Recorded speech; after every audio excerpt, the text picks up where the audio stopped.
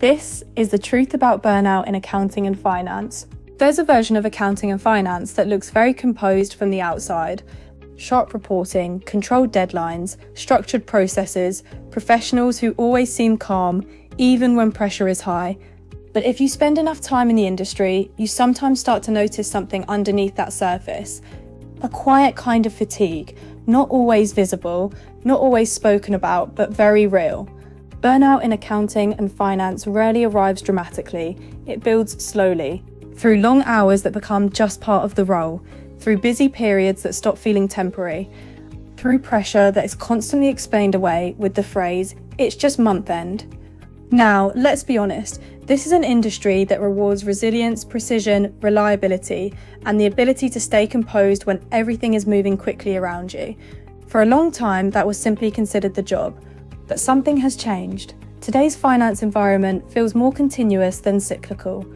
There is always another deadline approaching, another reporting requirement, another stakeholder request arriving before the previous one is finished. And that constant motion removes many of the recovery points that used to exist. Now, let's talk about where burnout actually starts. It is rarely about workload alone. It is about pace without pause. It is about responsibility increasing faster than control. It is about being highly trusted and therefore consistently relied upon. And in finance teams where standards are high and expectations are higher, that pressure can build quickly. There is also something that is rarely acknowledged. High performers often feel burnout later than everyone else because they are the people who keep everything moving. The ones who absorb pressure. The ones who make sure deadlines are still met when resources are stretched.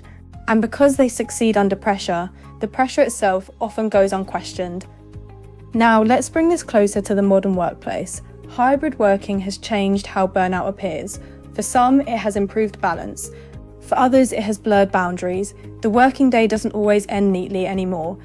Emails arrive later, systems stay open longer, and just checking one thing becomes a daily habit. Slowly, the separation between work and rest becomes less defined. Now here's where it becomes more complex. Finance professionals are rarely lacking in capability. They are highly competent, dependable, and ambitious, which means they are often the least likely to step back when they should, because they can keep going, so they do, until something forces a reset. Now, let's talk about what organizations sometimes miss. Burnout is not always solved by workload management. It is also about clarity. Unclear priorities create constant mental strain, conflicting expectations create frustration, and a lack of structure leaves people feeling permanently on alert.